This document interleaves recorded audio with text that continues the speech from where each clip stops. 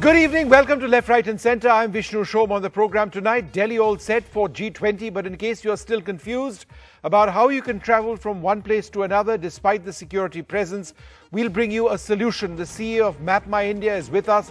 This is the app that will show you real time where you can get to and from one place despite all the security problems. And we are leading our show with this because that is a question which so many people are asking in the national capital. Also on the show, as we talk about G20, let's not forget about the important bilaterals that will be taking place. The US President will be here tomorrow, along with several other top leaders. Also on the show, sustainable economic growth, which is so important for billions across the world. Climate financing, all of that is a key part of the G20 process. Now, this becomes particularly relevant if you look at the latest data on global warming. June, July and August have been the hottest in recorded history. We have a special segment on what the new data shows and the implications of extreme weather events. That's a little past 9:30 p.m. this evening. But first, let's go straight across to NDTV correspondents Arvind Gunasekara, Neeta and Sunil, who join us to give us the very latest on the traffic situation, on what's happening at the G20 venue and also at the airport. So let me come to you first, Sunil. In a little while from now, traffic in the next couple of hours will start to be restricted. Is that already taking place in the heart of Delhi? That's right, Vishnu. I'm standing outside the Leh Meridian where a majority of the world leaders, nearly 14 of them, will be residing. And as you can see behind me, it's completely barricaded. It's not going to be easy. So even though you do have, the MapMyIndia, the CEO, I can assure you that traffic restrictions, as my camera person and me came here, were pretty tight. It's going to get worse. And really our message to our viewers, those who are living in Delhi, if you can avoid outside travel, please do so, because it's going to be absolutely controlled and a virtual lockdown in terms of movement in central Delhi areas. Neeta, what is the situation at the airport as several VVIP arrivals get set to come in? What about normal passengers? See, as far as the normal traffic is concerned, Vishnu, it's functioning normally, apart from the fact that about 200 flights have been cancelled. When we spoke to the DIAL officials, they said these 200 flights which have been cancelled are of those sectors which do not have a heavy traffic rush. So these flights have been cancelled. But as far as these VVIPs are concerned, they would be landing at the technical airport when the American president would be here in Delhi. That time Indian airspace would be shut, and that time it would be a no flying zone as far as India is concerned. For 40-45 minutes it would be a no flying zone. The American president would be landing tomorrow evening. However, other VVIPs are already here. Some of them are staying put here in many hotels. About 30 hotels are there which have been shortlisted by Delhi police, where these VVIP guests are staying. In last couple of summits, Vishnu, there have been IT breaches. So to keep that in mind, strict security measures have been adopted by these hotels to keep the data safe of all the visiting delegates and all the VVIPs. Sure. So special teams have been stationed at these hotels also. But as far as the normal passengers are concerned, activity is there, but obviously strict measures have been taken by the police so that the movement has been stalled. Okay. Arvind, you're very close. In fact, you're the closest to the Bharat Mandapam, the G20 Mandapam. That's where it's all going to be taking place. Yesterday, what's happening around you?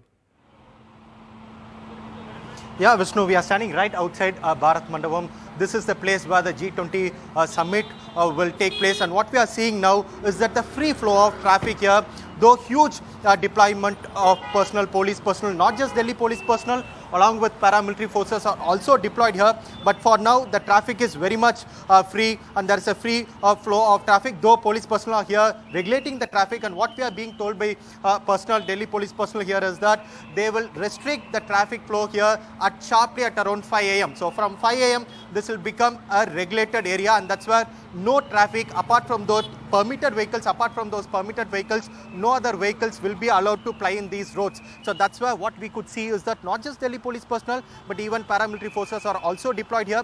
So when we did reach out to our sources in Delhi police, what we are being told is that almost 1.3 lakh security personnel will be deployed across the NCR region to ensure smooth conduct of this G20 summit, and also to take care of law and order situation, which also includes almost 10,000 traffic police personnel who will be deployed across the city, with almost 400 crucial junctions have been noted by the Delhi police, and all these traffic police personnel along with Delhi police personnel will be deployed in all 400 zones or 400 junctions to ensure that there is no untoward accident and also untoward incident, and also free flow of traffic, and also that will also help them in the smooth conduct of G20 summit.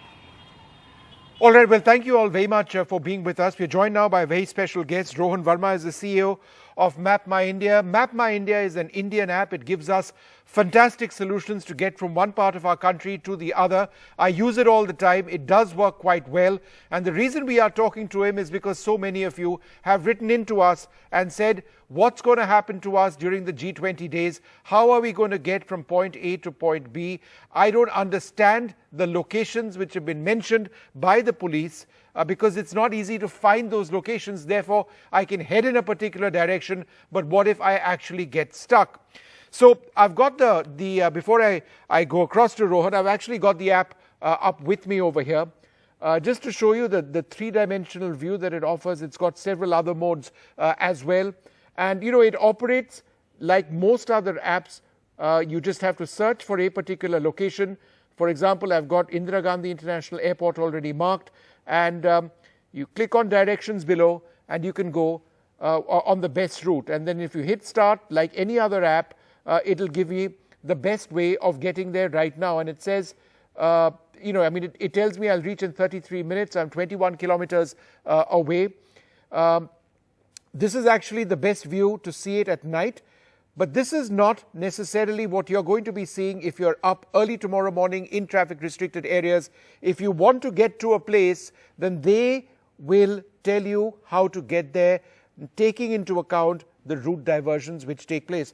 So, Rohan, that's really interesting. And tell our viewers a little bit about that, about how if they use this app, they'll be able to find their way from one part of Delhi to the other. Thanks, Vishnu, for having me. Users can live their ordinary life, just download the Mappls app, and anywhere that you want to go, you can search as you showed correctly, and it'll give you the route that you have to take, and it'll navigate you accurately and smoothly. Now, under the hood, what's happening is the Delhi police has shared with us all the road closures and traffic restrictions that are there in the control zones, regulated zones, etc. So the app will route you around that if you have to get to, say, the other side of Delhi. And it won't give you the typical routes that you would take through the New Delhi area. And if your destination is within that control zone, it will tell you that, look, you can't go there, but you can take your car to, let's say, the nearby road closure where you can get off. So that's how, using technology, we go ahead with our regular life in a simple, easy way. But under the hood, a lot of tech is being used to kind of make it easy and understand all the routes that have been closed, all the places. When you read the advisory in print, you just can't understand it. Exactly. But using the Mappls app, it kind of just is like every day. You're just going to search for a place, navigate to it, and it'll tell you the right route that you have to take, avoiding the road closures. In fact, I was trying to work on this morning, and I went through the various sites which have actually been outlined by the Delhi police, trying to put it on Google Maps and then moving from location to location to location. And I couldn't even find many of those locations on Google Maps. Whereas what you're saying is all one needs to do on the G20 days is enter your start point and your destination, and you get the perfect route, right?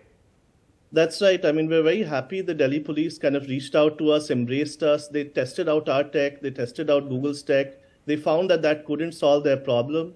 So they shared with us the route closures, and they've been really great support, great organizers, and leveraging Mappls as a tool to aid the lives of kind of visitors as well as residents. Yeah. Okay, so some specific questions. What about traffic buildup? Is that something, because that is a concern, will that be showed as well in areas on the routes that people want to get through?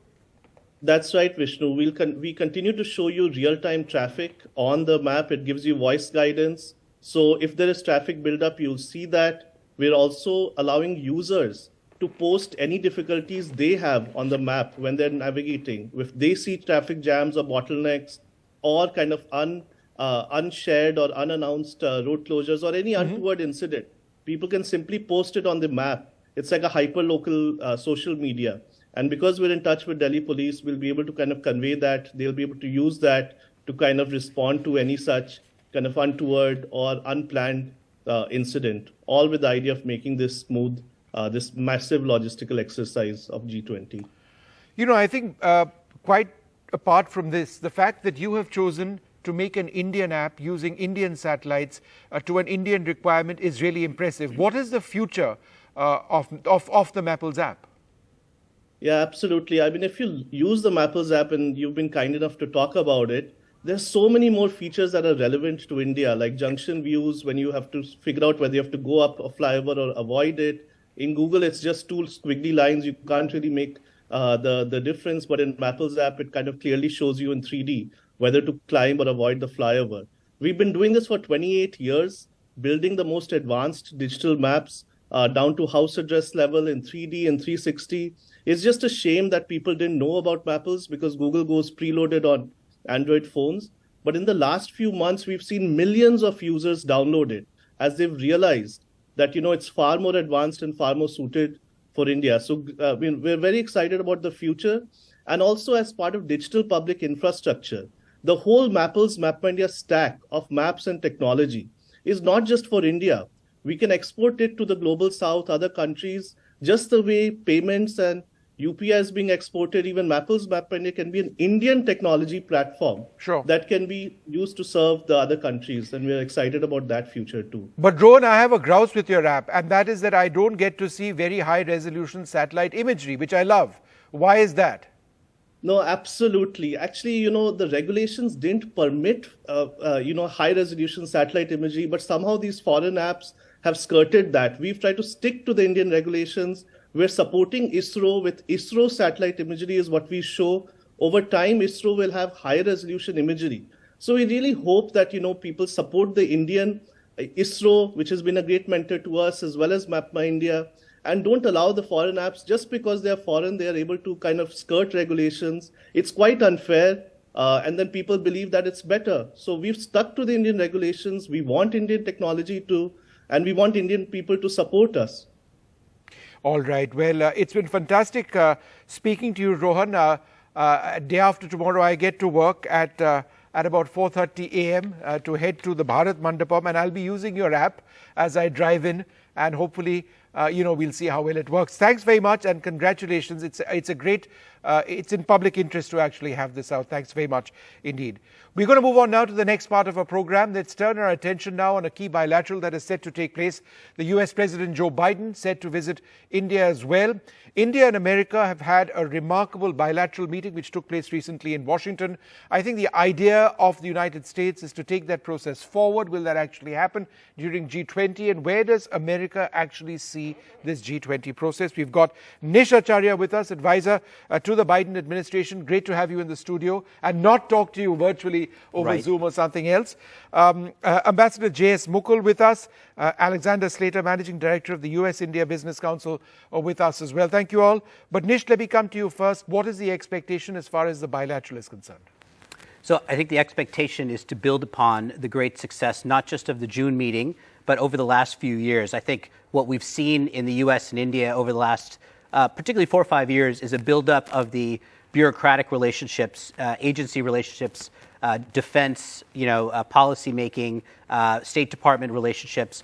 And so we're seeing more upon more of that. And so I imagine in the key areas of the bilateral, which are climate change, supply chain redundancy, artificial intelligence and tech, and then global health, sort of next pandemic preparedness, cybersecurity, I think in these areas we're going to see possibly statements, but certainly further moving this joint U.S.-India relationship as part of the G20, which is, again, to get many of the more countries involved on the same agenda items, which is Nish, good for both. I'm just trying to understand. I understand the points you're making about G20 and that affects so many nations. But as far as India and the US and the bilaterals, which we agreed on, the joint statement which happened in Washington, are we going to see closure on a couple of those key areas over here? So they're keeping that information close hold. So it's not clear that there's going to be movement. I think they're trying to make more of the G20 opportunity to again, these sort of 4 or 5 areas that the U.S. and India agree on. Can you bring more of the European Union into those 4 or 5 areas? Can you bring Japan, others? So I think it's really about taking the pillars of the U.S.-India and bringing it to a broader set and making it the G20 agenda. Yeah. Mr. Slater, any clarity on some of the key areas that you think might actually get done when it comes to, say, climate finance? This is one of the areas that America is focused on. India is very concerned about that as well. How do you expect that to actually come up both in the bilateral and in the G20 process? Thanks for the question, Vishnu, and thanks for having me on today. It's lovely to be here. In terms of climate finance, I think that's going to happen at the multilateral development bank level. Throughout the entire presidency that India has run over the past 10 months, they've tried to focus efforts on issues that are important to the global south. It's been a wonderful way to use the G20 agenda and showing India's leadership in this area. The United States has been a very powerful supporter of this and has gotten in line with it. Secretary Janet Yellen, Secretary of Treasury, has been a strong supporter of multilateral development bank reform and dealing with the indebtedness of some developing countries. And so I think that we'll see announcements related to perhaps increasing the multilateral development bank's ability to leverage their capital, which will help advance reforms to make them engines of climate finance and creating climate smart infrastructure, for example. The appointment of Ajay Banga as the head of the World Bank recently was basically premised on transforming the bank into a climate bank. And so, again, I think that's where you're going to see a lot of the climate finance work taking place. What about the backbone of cryptocurrency and getting through to a global standard? Mr. Slater, is that also something that you actually see happening? Because India has been talking about that, regulations just must be global. So I think that, I've been seeing the same reports that you have about the attempt to create a standard across these nations and how to deal with cryptocurrency. And we're just going to have to wait and see what the agenda produces. Okay. Ambassador Mukul, let's talk a little bit about G20. What do you believe? How do you believe the fact that there may not be a statement which comes out, a joint statement, as it happens usually in most G20s, is necessarily a setback for India? First of all, thank you very much, Vishnu, and good evening to your viewers. No, absolutely not. Basically, I think we have to look at it from 2 or 3 angles. First, the G20 is the premier forum for international economic cooperation. So I think what I am reading is that there is consensus on overwhelming number of issues. There are, of course, there may be a geopolitical issues which could detract, divert, or even derail the process sometimes. But really, if you ask me, they do not belong in the communique. The second point is that as long as we can get a consensus on that, that is fine. It can be in the communique. But otherwise, I think the Indian presidency would leave no stone unturned to try and make sure that, and all options would be looked at to see that we can get a consensus in order to retain the unity, integrity, credibility, etc. of the G20. So that is where we are. So I think the Indian presidency would have done everything. Other members of the G20 are also equal stakeholders in the G20, and they should take responsibility and ownership. So really it is for all other members also of the G20, while India is well placed as the presidency to act as a catalyst, to act as a facilitator, to build bridges. And I have no doubt that they have been trying to do this. And this would go right by going by past experience of the G20 summits, this would go right to the brink. It could happen in the midnight of 9th and 10th, or even in the wee hours of the 10th. But really, the Indian presidency, I think, along with the others who have the interest of the G20 at heart, would be doing everything possible. It is for the other members of the G20 to step up to the plate and make sure that we are able to get a communique. Nish, the US is going to be pushing hard as far as Russia and Ukraine is concerned. I mean, that there are no two ways about that. How do you expect the US to bring that up strongly, and in what context? So I think given that the two leaders of those nations are not going to be here, I think it'll be brought up implicitly in terms of two leaders on the stage, Prime Minister Modi and President Biden, and a common agenda that they set. And so President Biden will certainly push what he would like from the other nations on Ukraine, on trade and cybersecurity with China. So those will be part of the agenda. But I think the big opportunity is really to have a few nations aligned on some important broader goals that will lead to economic cooperation. To build on the earlier point, I think India's done an amazing job of really democratizing the G20. So you have Startup 20, which I've been involved with, Women 20, Business 20. There's a lot more people being involved in this than any other year of the G20. I've been going for 30 years now, and it's amazing. And I think that builds relationships between the U.S. and India, UK, others, in a way that really allows these other global issues to be on the backbone while being implicitly part of the conversation. Sure. Mr. Slater, let's just go through a couple of points that not just India, but several other countries, I wouldn't have an objection to. We expect progress on this.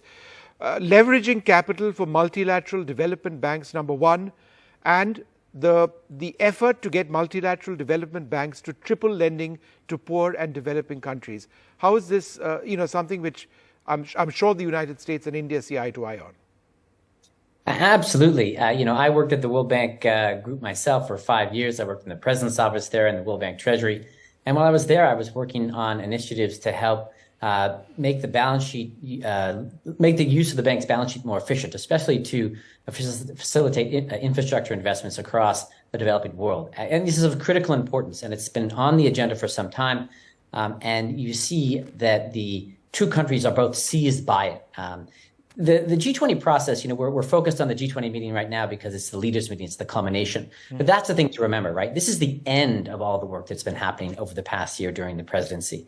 And you've had multiple meetings, including 2 already in India, among finance ministers and central bank governors, where these types of subjects have already been on the agenda. And so, I know that Ajay Banga was in Gandhinagar for the prior meeting among finance ministers in July. And so my sense is that they're very far along in this process, and that what we'll be hearing now is the announcements about how they're going to do this, how they're going to take this forward. And again, from my discussions with folks at the U.S. Department of Treasury, I know that they're very much invested in making sure that the World Bank and other multilateral finance institutions are there to support the developing countries in their transitions with the energy transition and their efforts to tackle climate change. Ambassador Mukul, India has a huge demographic dividend. Going forward, that's going to be great for us. But that really depends on how much we are able to bring women into the workforce, the formal workforce. The reason I mentioned this point is that it's not just India which needs to work and is working towards increasing the role of women, but it's also a message at G20, isn't it? Absolutely, Vishnu.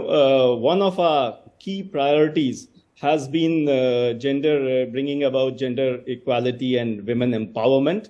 It is a cross-cutting priority across all other areas and domains that the G20 will be focused on. I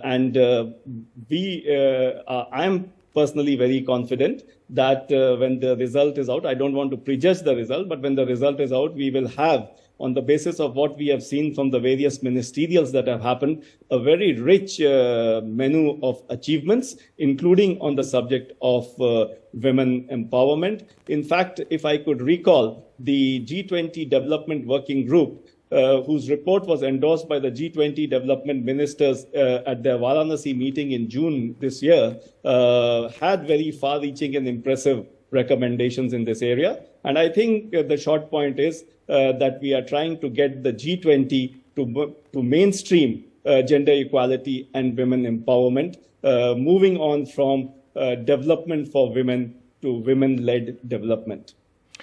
Nish, I'd love to hear about, the entire startup ecosystem, which you looked at very closely within the G20 process. Tell us, how that panned out.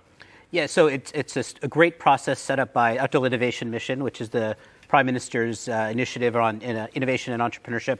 And they actually canvassed across all the countries of the G20 and the EU to identify common points where innovation and collaboration can benefit not just India, but the G20. Obviously, India was the most sort of prominent country in that. But, you know, if you look at the U.S.-India bilateral, there's been startup and technology engagement way before even President Clinton visited. That's been going on since the 90s, Silicon Valley and Bangalore. And so what we saw with the Startup 20 process is really that being formalized from a policy level. They've put up some great communiques, similar to Finance 20 and Business 20.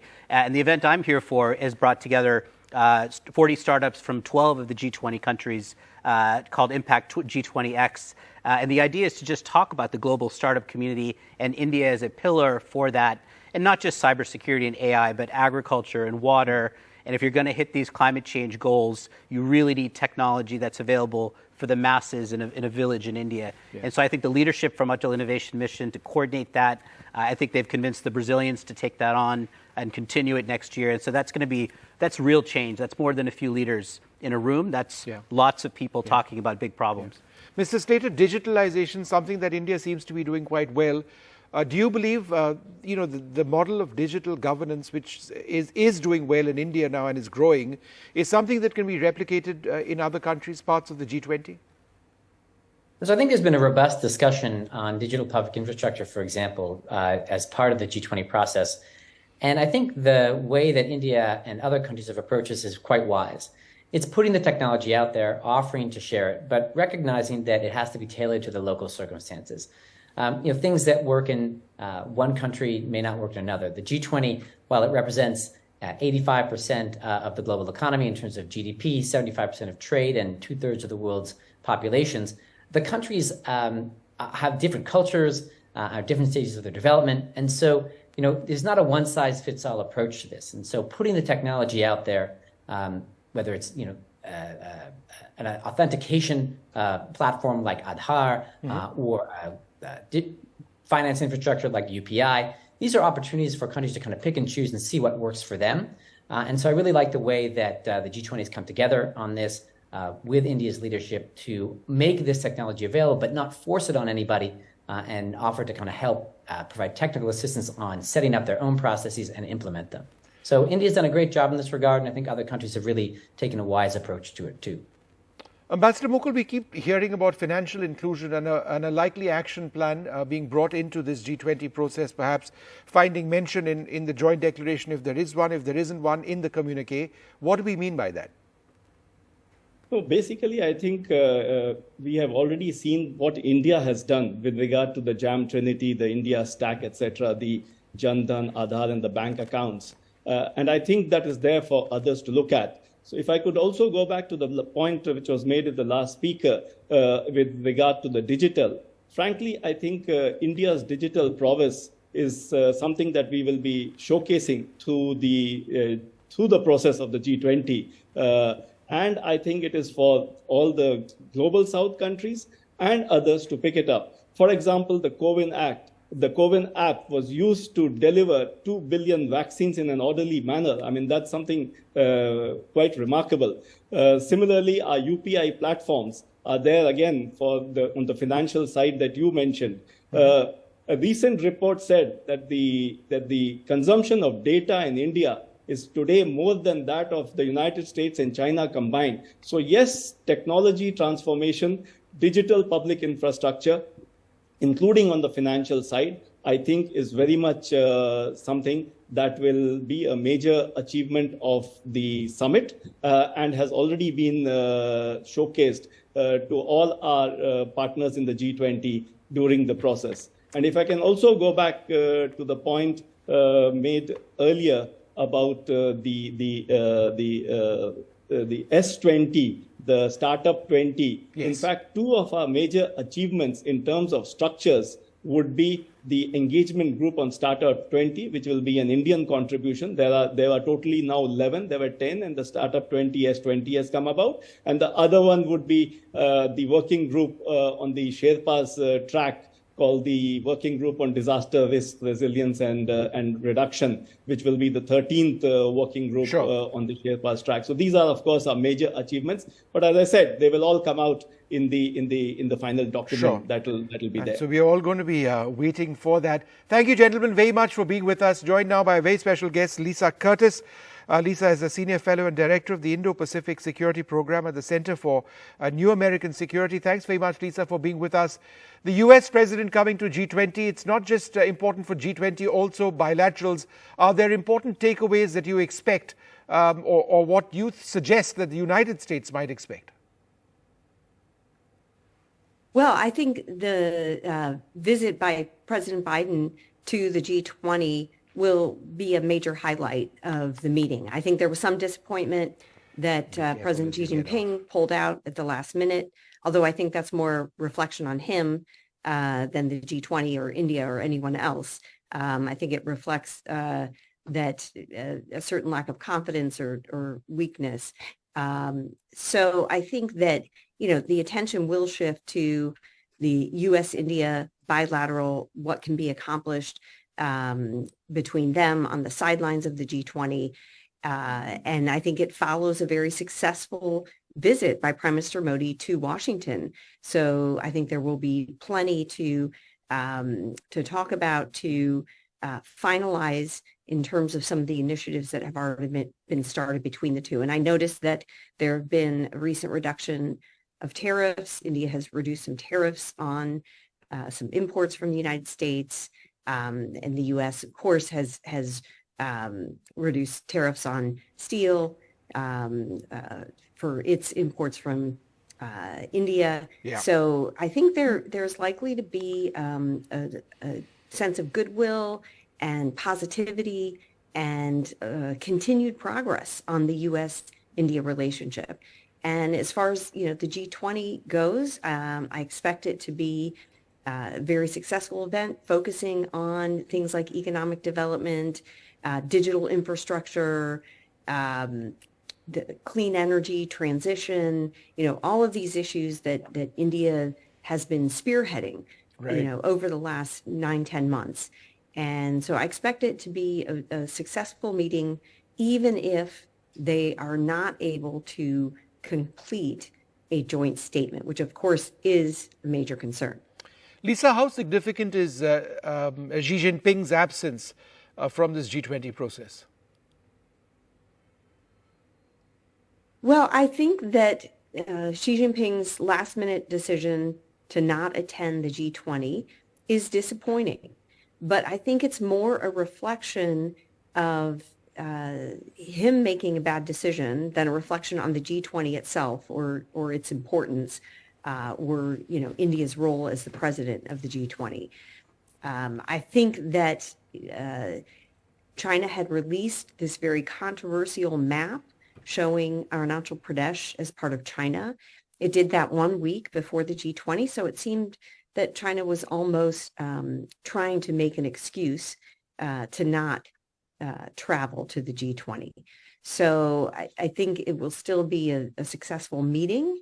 It's still an important grouping. And I think it reflects badly on the Chinese leader. I think that other countries will see that as an unnecessary snub to the grouping and something that may reflect weakness or lack of confidence on President Xi Jinping's part. Is he too focused on China's domestic situation to be able to have the time to go to the G20? That seems rather strange. Or is it, simply that he's making a statement toward India, which is also quite petty and something that I think other countries will see through. So I think it's a mistake on Xi Jinping's part to not attend.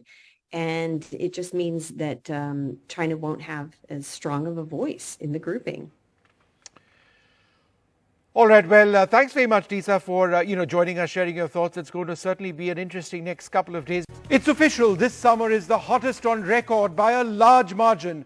This is a clear indicator of climate change in operation. Freak weather patterns around the globe continue to be a factor.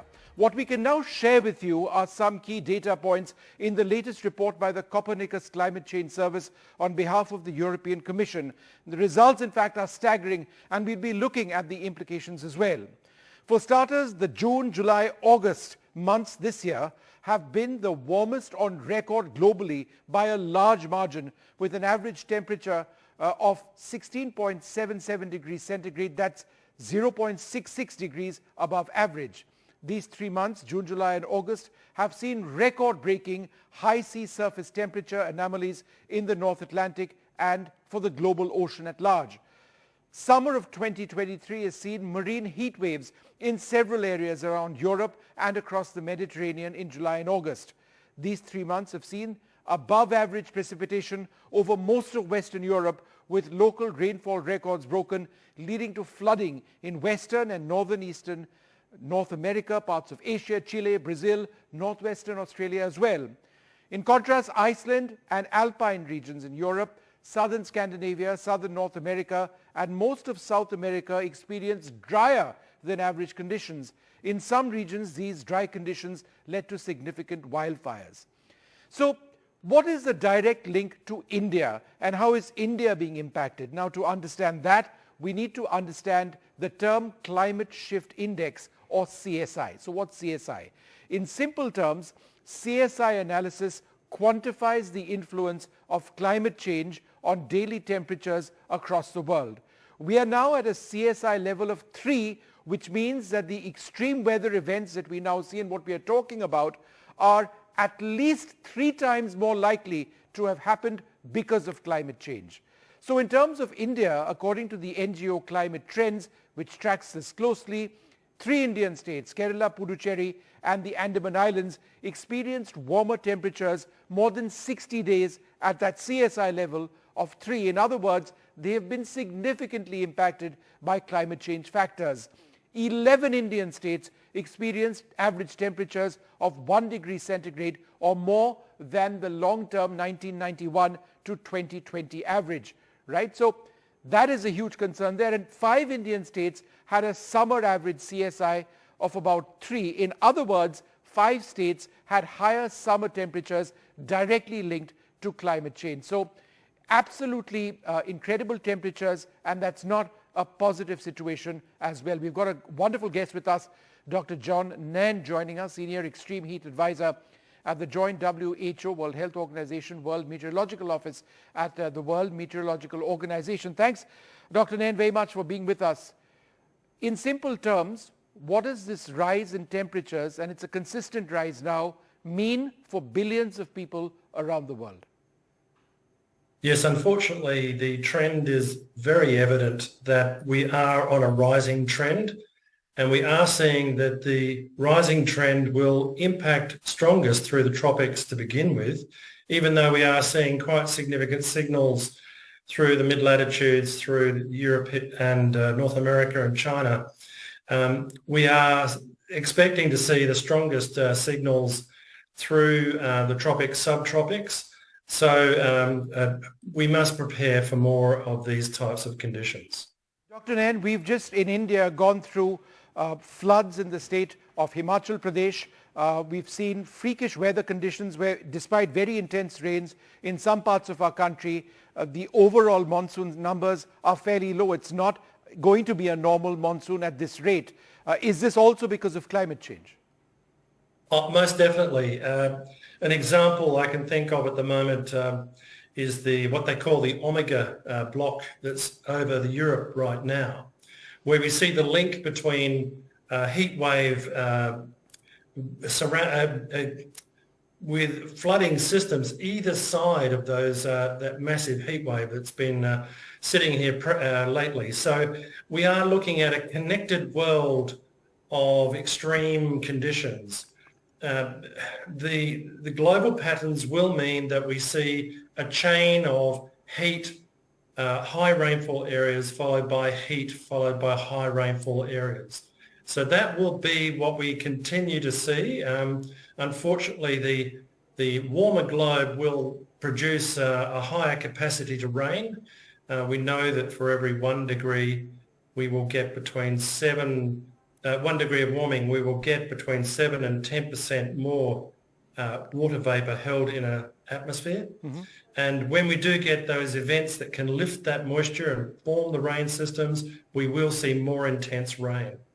Dr. Nain, we are going into the G20 summit here in India, and the reason I bring this up is because data which, and it's Oxfam data which has just come out, the high-income G20 countries with the largest shortfall in their planned emission reductions are the US, Australia, Canada, and Japan in that order. And this is a time-honored argument, but I think it needs repeat over here, that some of the middle-income countries with very large populations, in terms of per capita emissions, are far, far lower. Therefore, the burden which actually rests on the developed countries is much larger, and yet they do not manage their emissions as well. This being the case, is it not adding to a global burden which we'll all face? Look, I can only agree that the challenge is there ahead of all of us.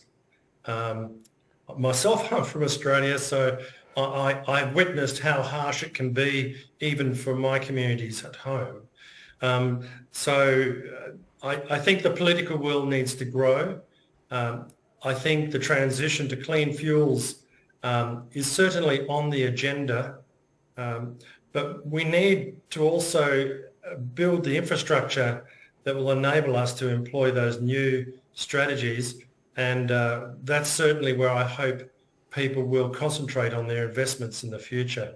It is a big challenge for everyone, and I think some of the lessons are also that the developing world are seeing the impacts as well, and I think that will grow pressure on the developing world to do more. Dr. Nain, one of the key issues over here is the transfer of technology, which actually helps in cutting down emissions. And by technology, there are so many solutions. There's green hydrogen, for example. There is more efficient battery technology now available. However, it comes at a certain cost.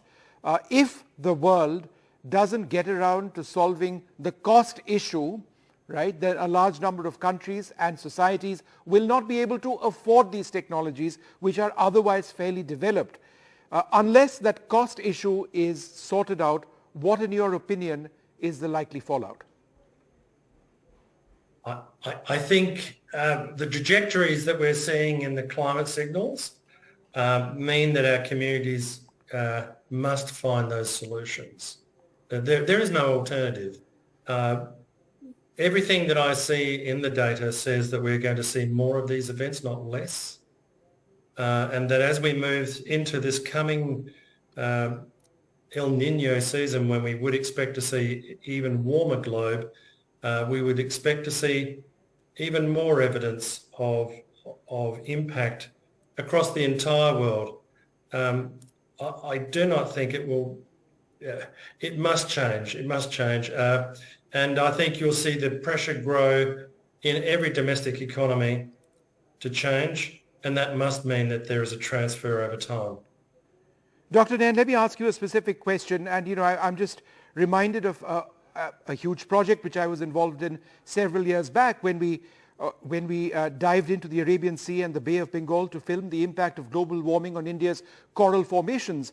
And it was a bad year that year. The seawater temperatures had risen substantially, but there was resilience and there was regrowth of our coral formations, both in the Lakshadweep chain of islands and in the Andaman and Nicobar Islands. But if there is a consistent rise in seawater temperatures, and if there is a gain in the height of the seawaters themselves as a result of global warming, do coral formations, which are critical for marine ecosystems and human life in islands, in coastal regions, do they have any chance?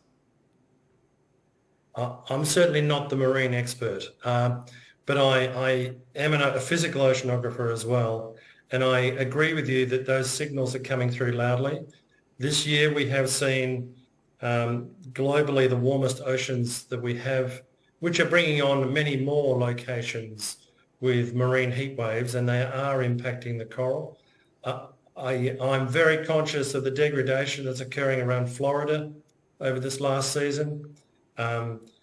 It will be interesting to see how those communities respond, because the evidence is very strong now from very many communities that the coral is being damaged, and no different for the Great Australian Reef. Again, I think what will happen with communities of science is that we'll continue to gather the evidence and present it in ways which are definitely objective and definitely presenting the clearest evidence that we are seeing strong change. And it is really up to the policymakers to step in and do their part. And I believe the communities need to be very clear to their politicians, because they're going to respond on their behalf to get the change they need. So we just need the evidence. We need the communities to inspect the evidence, which is going to be very clear. It's very clear. We can't be clearer than what we put forward at the moment. And people are seeing the hazardous weather rolling through everywhere. And it doesn't matter where we're looking. We're seeing new heat in South Asia, new heat in Southeast Asia. Japan is breaking record minimum temperatures. Korea, we've seen the evidence with disasters where planners aren't responding correctly with the jamboree for the Scouts. I mean, there are going to be many, many challenges to the ways that we live. We must also adapt, because we know that even if we turned around tomorrow and did a lot of work, we will still see these impacts grow. Yeah. So we must embrace both the need to change with the technologies that we can get a hold of, but also to put in protective measures and resolve to change the way that our communities respond to heat, because there's so many things that we can do to protect ourselves. Yeah. And it's just a case that for many it's new, and it needs to be brought into the local level and work through government, local government, federal government, but also through the labour laws that we use, so that we can protect people's livelihoods. Sure. And come out the other side as a well-functioning community. Dr. Nain, here in India, we face an incredible problem every year of glacial melt in the Himalayas. And the pace of glacial melt overwhelms our river systems. Add to that freakish rain patterns, which again overwhelm our river valleys, low-lying areas. People lose their lives. We've seen it this year as well. But the larger issue of glacial melt at another level, of course, is at the poles, where the polar ice caps are shrinking. In terms of the data we now have, how significant has polar ice shrunk in the North Pole and in the South Pole in, let's say, the last 1 year or so? Okay, well, the northern polar cap is undergoing progressive shrinking. We know that we've lost the multi-year ice effectively. It used to be you might get the rafting of several years of ice, and you would get very thick ice in the north, over the North Pole. Now, pretty much, you've got a much lower accumulation of ice, so it is shrinking. It fluctuates, but it's shrinking. We have seen a very startling change around Antarctica, with the sea ice reaching record low levels, and indeed it's demonstrated almost a reluctance to grow properly this year. So it's the middle of winter, of course, or coming into spring in the southern hemisphere, yet we're at one of the lowest areas of sea ice around Antarctica. It is a complicated story. I'm aware that because of the abundant moisture that is available around Antarctica, they've had some of the highly rapid accumulation of ice in the interior with the amount of snowfalls they've had. So we must be cognizant that it is a complex story. But on the periphery of the ice cap, we know the warmer seas are eroding the stability of those ice shelves. So we may see rapid growth in the interior, but we also may see quite a lot of ice shelf failures, which of course, if they come off the land, if they break at the sea, it's not a net add to the sea level, but if they break off further back in the interior, that going into the seas will actually raise the sea level. So there's a lot of interest, huge amount of science, good science going into understanding that. But we do know that it's becoming a much more dynamic environment to monitor and to get good information and data out to the communities. Look, Dr. Nayan, thank you very much for speaking to us, sharing your insights into this data now for the last June, July, August. It's actually frightening, and it just gives us yet another indicator of where we are headed, and it is not good. Thank you very much, sir, for sharing your thoughts. Thanks very much indeed. Thank you for having me. It's a very important story. Thank you. It is indeed. We'll take a short break at this stage, come back with the very latest.